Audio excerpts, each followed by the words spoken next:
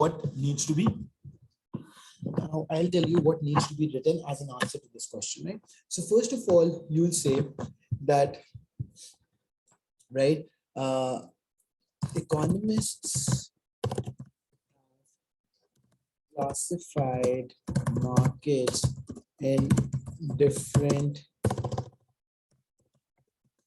categories based on their characteristics, right? So based on the characteristics of different markets, right? Based on different characteristics of the market, economists have divided these markets into different categories, right? The categorization divides markets into one of the four categories, right? So we have started a question, by defining or telling the examiner that what is market, what are different type of market structures, right? Now, why is that important? Because obviously this question is directly related to, the topic of market structures, where it's asking you to tell that what happens if there's one large player and what happens when there are many small players, right? So the categorization divides the markets into one of four categories, namely monopoly, right? Monopoly, monopolistic competition, oligopoly, and perfect competition. Easy, we got on this, right? So these are the four categories in which you divide businesses, right? Now, moving further, right, students, have a look at this, right? Okay. The next thing that you have to mention here is that large organizations exist in market structures of monopoly, duopoly, right? So duopoly is another word I'm giving. I mean, this is not part of our syllabus, so you might not have heard the word, but monopoly is single producer, duopoly is two big producers, right? Duopoly, right? Are you getting me? And oligopoly, right? So these three market structures are the ones where you see larger organizations. Larger organizations usually is a better word. USUALLY usually exist in market structures of monopoly, duopoly, and oligopoly. Is this clear? Right? Then moving further, you will say, on the other hand, smaller organizations exist in monopolistic competition,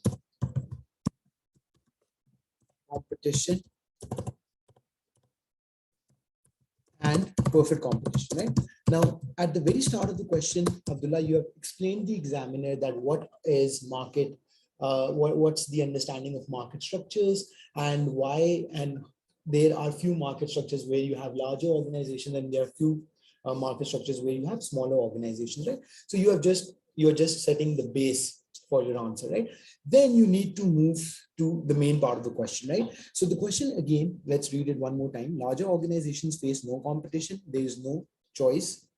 Small competitive businesses are a better means. So what it says is that if there are multiple small firms offering a product, then that is more beneficial for a consumer rather than one or two big firms providing the product. So that's the thing that we need to comment on, right?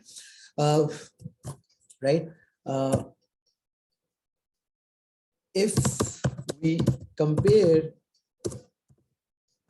smaller and larger organizations in terms of providing goods for consumers, if we compare small and larger organizations in terms of providing goods for consumers, both firms have their own advantages and disadvantages, right, for consumers. Okay, now think about this. What's it saying over here? Okay, now that's a very good question, Abdullah. No, I do know that a lot of teachers and a lot of people believe that it's better to do smaller parts. But why do they say that? Let me tell you, right? So teachers say that you should attempt a 12 and 13 marks question. Why? Because then you don't have to write a lot, right? Then you don't have to write a lot, right? For 12 and 13 marks question. And the idea is that even if you know a little less, you can get away with it. Even if you know a little less, you don't know in depth about the topic, right? You can still get away with it because obviously 12 and 13 marks, the expectations are not that much. Now, the problem with 25 marks question is that the expectations are you have to write a lot of points, right? You have to give good arguments, good analysis, good explanation, right? And even those students choose a 25 marks question, in the middle of the question, in the middle of the answer, they realize that they don't know that much stuff. And when they get stuck to that point, then they have kind of wasted their time as well. They are not able to think about good points, and now they don't know what to do, right? And therefore they kind of mess it up, right? Therefore they kind of mess it up. So that's why it's recommended for you to do, that thing, right? 12 and 13 marks. But if you are absolutely confident that you know a 25 marks question well, and you will be able to do it well, then I would say that it's better. I mean, obviously only gauging on behalf of, in terms of how well you know the answer to that question, right? So if you have a lot of content for 25 marks question, then I would say go for it. Easy. Good. Okay, now moving next, the next thing that you have to say, have a look at this. What did I say over here? If we compare smaller and larger organizations in terms of providing goods for consumers, both firms have their own advantages and disadvantages, right? For consumer, right? Now think about this. Instead of writing in paragraph, obviously in a real, in a real exam, you will write it in a paragraph form, right? But what I'm doing here is that I'm just making a table, right? So that we can quickly compare benefits larger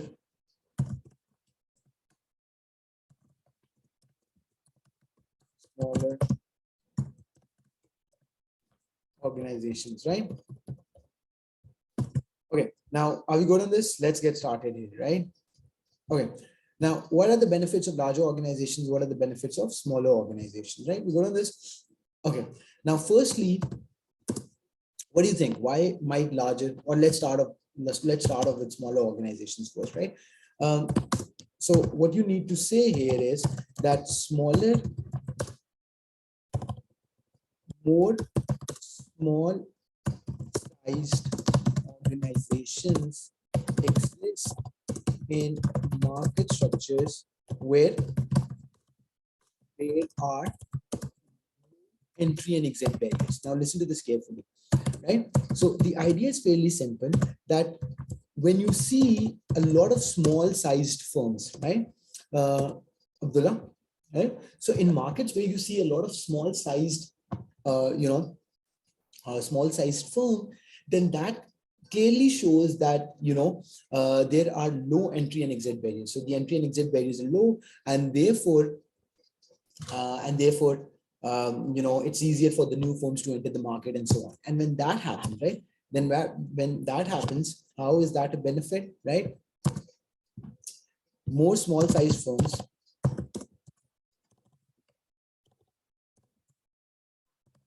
will aggressively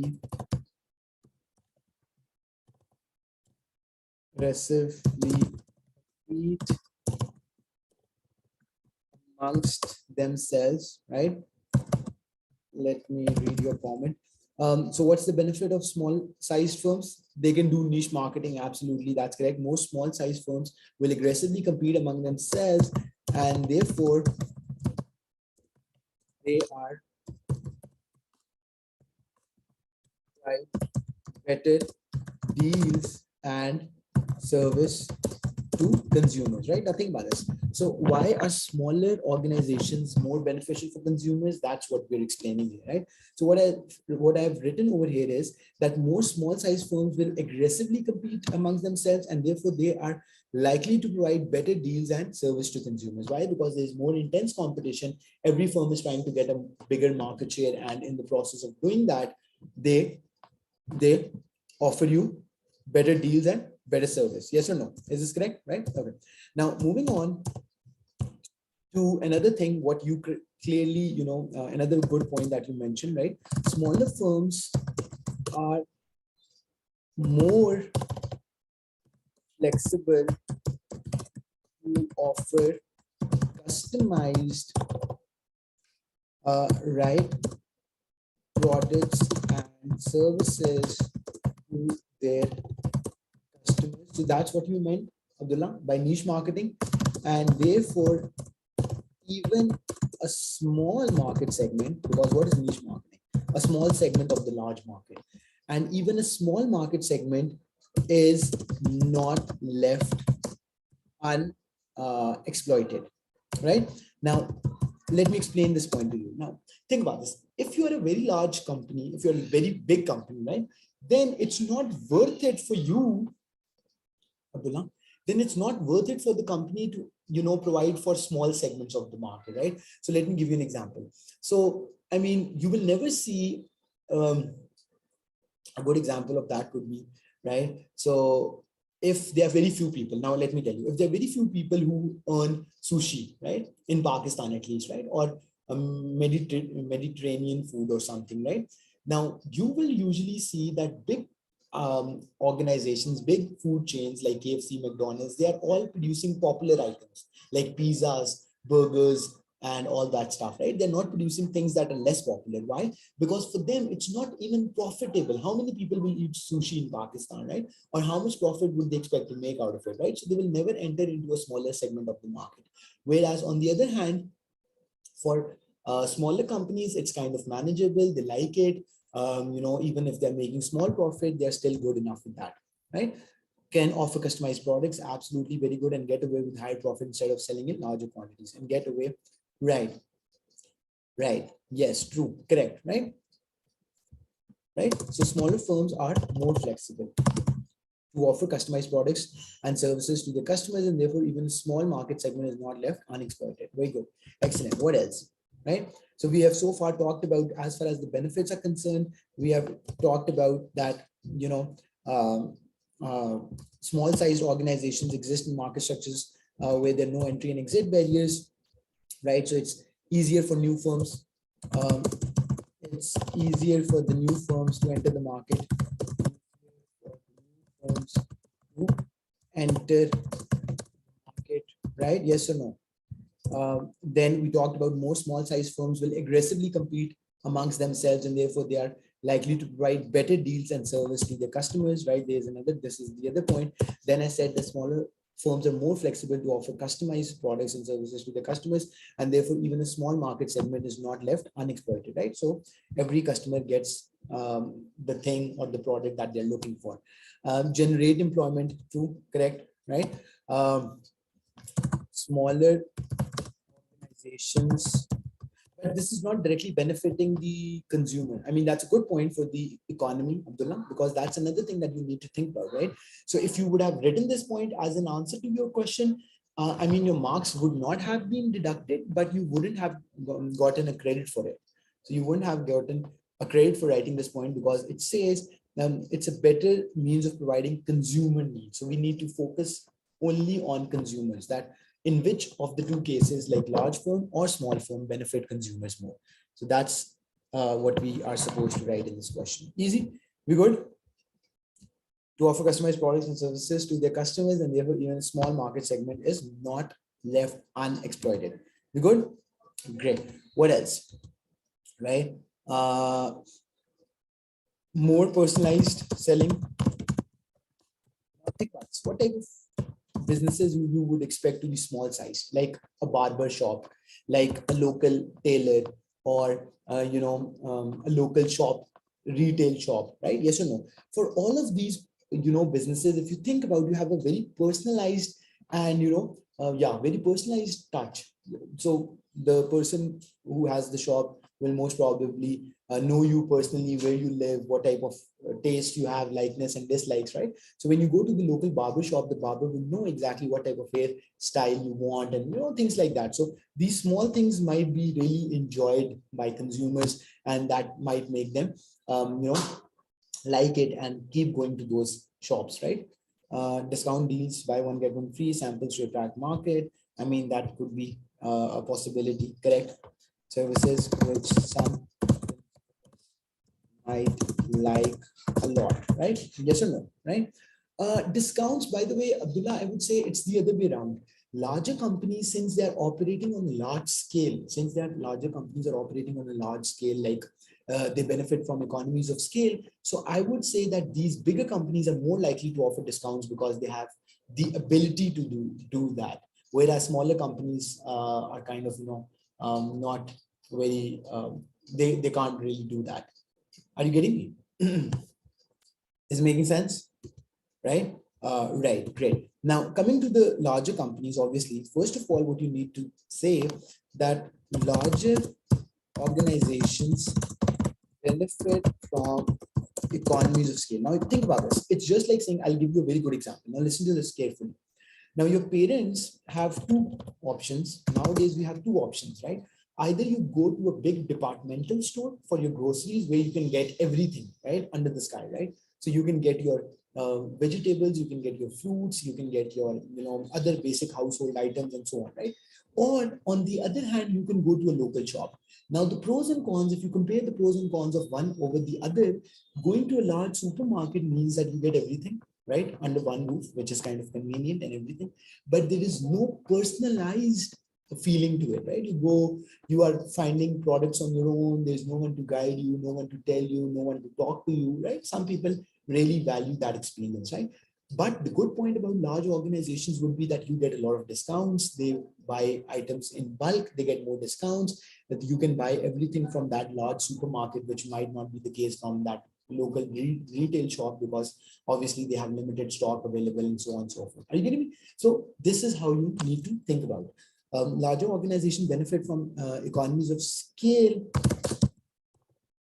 due to their huge size, and therefore they can benefit consumers in terms of lower per cost. Right? Easy. We good on this? Any confusion? Anything that's not there? Larger organizations benefit from economies of scale due to their huge size, and therefore they can benefit consumers in terms of low per unit cost, right? Sorry, lower per unit price. Easy. So obviously, if cost is low, then that means that they can offer lower price to the customers, right? Easy. We good on this? Can we move on? Okay. What are the benefits of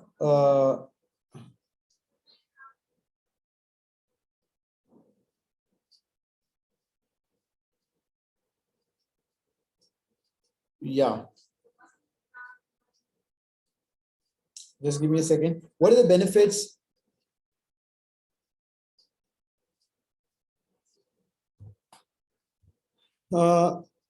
Right, they can start price wars and make prices lower than possible for small firms to drive small businesses out of competition.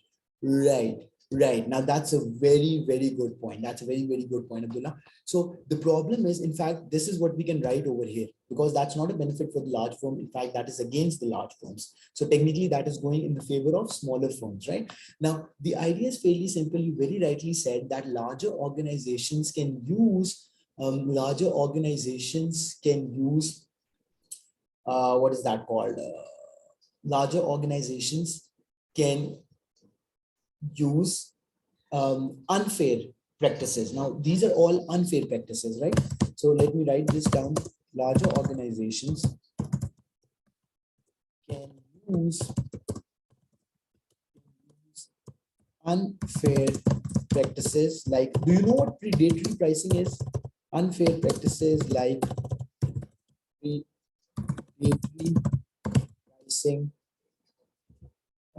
predatory pricing, which is setting prices so low to drive the competitors out of the market, right? Is this making sense?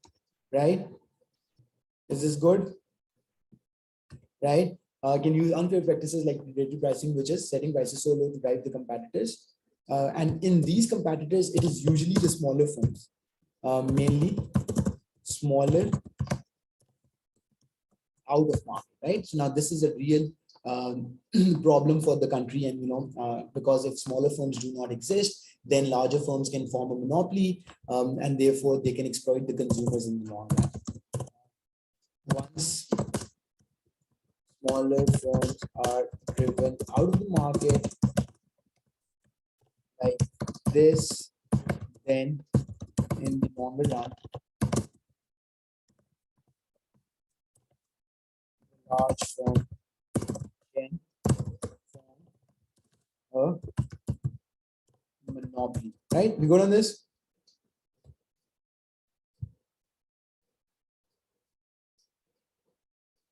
Then the longer run, the large firm can form a monopoly. Any confusion so far?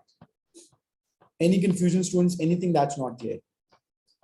Right? Okay. Now, Abdullah, what other benefits do you expect for larger firms? They can offer more variety, and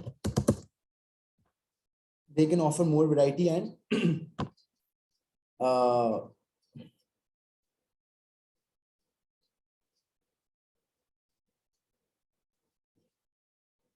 okay, they can offer more variety. Another thing was coming to my mind. Of goods which some might, right? Nothing but this. Why is it easier for the larger firms to offer variety, Abdullah? Because I mean, they have huge amount of investment, they have huge amount of funds. So like if I have to give you a simple example, if you go to like departmental store, right? Same example that we were using, right? So you'll see every product over there. Now buying those products and stocking up those goods is obviously expensive for the retailer or the departmental store. But why? Can large departmental store do that? Because it has a lot of funds, where the smaller retail shops cannot afford to do that, right? So mass customization of products like IKEA does, like target different segments of the market. Absolutely, very good point, very good point. With mass customization, excellent point here, right? With mass customization, companies like IKEA and Toyota, and I'm sure there will be a couple of more examples, can, with mass customization, companies like IKEA and Toyota can slightly modify, right? Because it's not too much customization, slightly modify their products to better suit to different segments the market, right? We good on this? Any confusion, students? Anything that's not clear? To suit to different segments of the market, right? Which obviously is not possible for smaller firms, right? So smaller firms, on the other hand, so just to give you a quick idea, since you talked about mass customization, so Abdullah, smaller firms are usually relying on they are usually relying on things like what is that called? Job production, right? They are relying on job production, like one product or 1 minute at a time, or maximum batch production, right? But they can't use flow production because that requires a lot of machinery, a lot of technology, which small firms cannot afford to do, right? Are you getting me? So this is how it is. Word overall required for small firms in total 25 mark question, right? So they can do just in time. Right, they can do just in time. Definitely, they can do just in time. Right, that's a good point. Right, so far we have written 1, 2, 3, 1, 2, 3, 4, 5, 6, 7, 8. So 8 twos are 16, right? So I think 10 points in total would be more than enough. 10 points and good explanation would be more than enough, right? Even 8 are good, but let's think about 2 more points, right? What are the benefits of larger firms can you expect, right? Larger firms might not be, right? So this is technically a disadvantage of larger firms, so I'm writing it over here, due to their marketing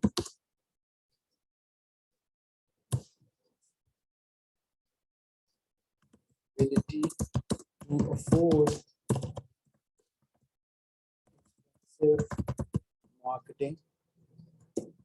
Larger firms can due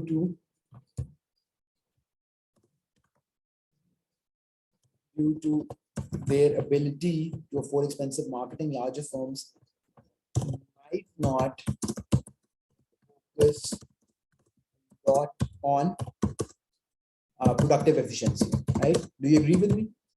Right? So what did we talk about that? If you remember, Abdullah, when we were talking about perfect competition, we did see that in perfect competition, firms are productively and allocatively efficient, right? So you can totally talk about that thing as well, that firms in perfect competition are firms in perfect competition, and you can also make a graph to explain your point, by the way. Firms in perfect competition are allocatively and productively efficient, which larger firms in monopoly and monopolistic competition are not. Right? We good on this, right? So that's another benefit that consumers get, that they get to benefit from lower prices. Why? Because they are productively efficient, so the cost of producing is less, and they don't have a lot of marketing spend. So the only way they can attract more customers is through lower prices. Yes or no? Is this making sense? Right? Okay. But perfect competition isn't real market structure. I mean, there could be some close examples, right? Abdullah, we do say that in real life, it's hard to find a market structure like perfect competition, but I mean, there could be some close examples where you would see that, you know, there are a lot of, so think about the agricultural markets. In any country, agricultural markets are very much perfect competition. Why? Because they're very much like perfect competition, because, you know, there are many small firms, right, aggressively competing amongst themselves. They are producing homogeneous goods, right? So I'm making the graph for perfect competition. What you'll do here is that you'll have price and cost on the y-axis. So you'll have price slash cost on the x-axis, and you will have quantity or output on the x-axis, right?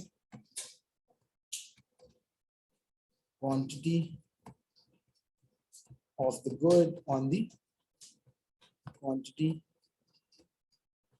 on the x-axis, right?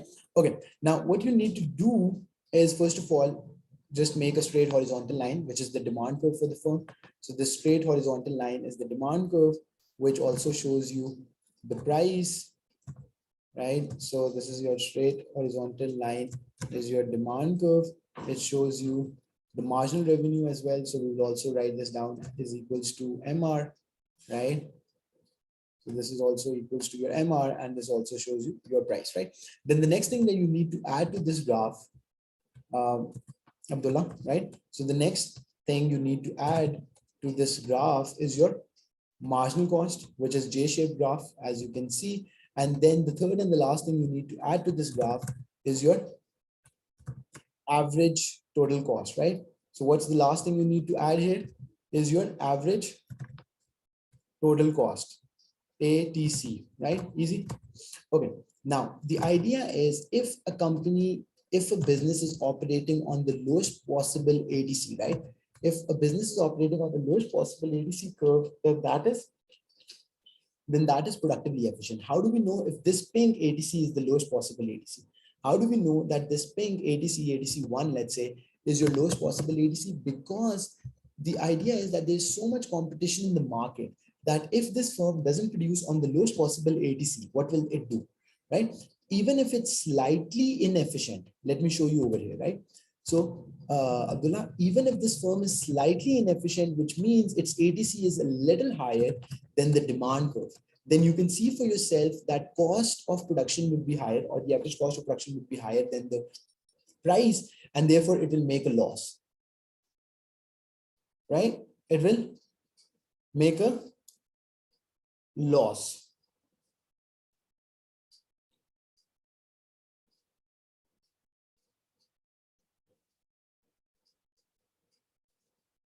Right? We good on this?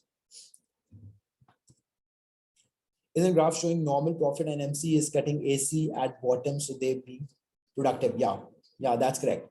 Normal profit, exactly. So when price is equals to, that's correct, Abdullah. So when price is greater than ADC, that's profit. That's a normal profit, in fact, right? When price is exactly equal to ATC, that's normal profit, right? When price is equals to ATC, that's normal profit. And when price is less than ATC, that's loss, right? Now, in this case, if the price is this one and the ATC is higher at ATC2, nothing but this. If we compare price with ATC2, so price is here, right? ACT2 is somewhere here, right? ACT2 is here. ATC, average total cost 2, is higher. So you'll make a loss, right? Whereas in the case of ATC1, the business was making normal profit. Why? Because the price was just as much as the ATC, right? So in the case of ATC1, you were making normal profit. And in the case of ATC2, you are making a loss because price is less than ATC. Yes or no? Is it making sense? Right. Again, Abdullah, the same idea. If you want to, if you're confident that you can make a correct ATC, then go for it. If you're not very confident, I would say just skip that and just explain in your own words, right? So even if you would not have made this graph here, you could have explained in your own words. That's good enough, because the question does not say explain with the help of graphs, right? So firms in perfect competition are allocatively and productively efficient, which larger firms in monopoly and monopolistic competition are not, right? Monopoly and monopolistic competition are not, right? Okay, so after all of this, then another advantage, in fact, which I completely forgot about the larger firms. Now have a look at this. Another very major advantage of larger firms, Abdullah. Larger firms can invest more in research and development, which smaller companies cannot. Yes or no? And therefore, products which do require R&D are better produced by larger rather than smaller firms. Now, let me give you an example, right? Now, think about this. COVID is a very recent example. Think about this. So, making a vaccination is not something simple, obviously, right? It requires a lot of research and development. It requires a lot of, what do we call that? A lot of research, a lot of funds are poured into the research to find out whether it's a good fit or not, and so on and so forth. And when that happens, right? You can't expect a smaller firm to do all the research to find out which is to come up with a product, right? So products like pharmaceutical, products like medicines or pharmaceutical products like medicines, military goods, right? What else? What things require a lot of research, right? Huge machinery, production machinery, right? So these are all the products for which you require what? Right? These are all the products for which you require large companies, because they can do the research and development that is needed, right? Products like medicines, military goods, production machinery are better produced by larger than smaller firms, right? We good? Easy? Any confusion so far? Right. They also have access to latest technology. They can, exactly. That's another very good point. With more funds, with availability of more funds, larger companies with availability of more funds, larger firms can produce more innovative goods which are not available, which will not be by smaller firms. Okay, now I think this is a perfect answer that we have written in this case. The only thing that could have been improved here is some examples, right? Now, you could have given some examples, for instance, where we talked about that more research and development is required. So here you could have given the example that all these medicines, the Pfizer, the COVID vaccination that we saw in the world, like Pfizer and Sinovac and all these different Chinese and American vaccinations that, you know, we received. I mean, all of these are big pharmaceutical companies, right? And it's only possible for a large company to have this much of funds available to do the research and development and to come up with the vaccination, right? Where small firms cannot. Right. So we can eventually conclude after you have written all these points with, you know, real life examples and all that, then you conclude that yes, for normal consumer goods, now this is how I would have concluded, right? So I would have concluded that for smaller and simpler consumer products like food items, clothes, basic home accessories, smaller firms are a better fit since they offer more competitive prices, personalized products, and right, they offer more competitive prices, personalized products, and personalized services. Yes or no? Is this correct? On the other hand,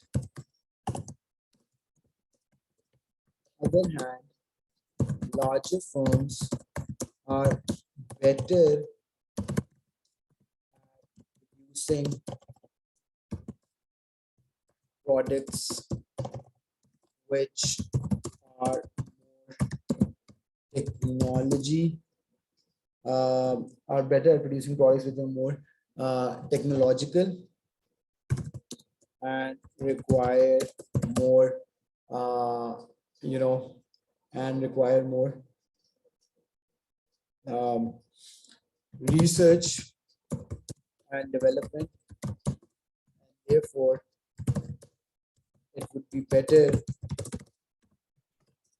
if larger firms use these more technologically sophisticated and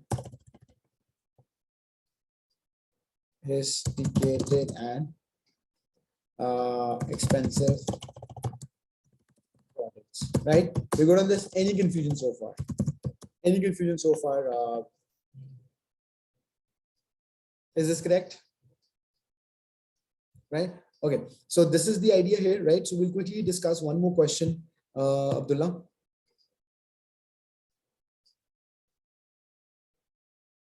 Okay, now think about this. Now, this is another good example. In fact, this is kind of similar to what we've just discussed. So we can just do this question in today's class, right?